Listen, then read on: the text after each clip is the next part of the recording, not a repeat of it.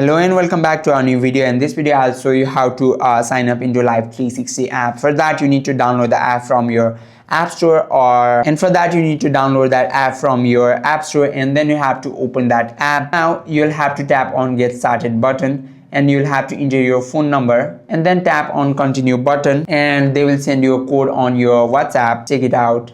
And now you'll have to enter your first name and last name and then tap on continue button, and now you'll have to enter your email address and then tap on continue button again and tap on continue button. And now and if you need to join a circle you need to enter that QR code, and if not you can simply tap on skip button and enter your circle name, and you can share this invite code on your family, and you can also share code like this on your WhatsApp or anywhere from your any platform, and that is how you can sign up into your Life360.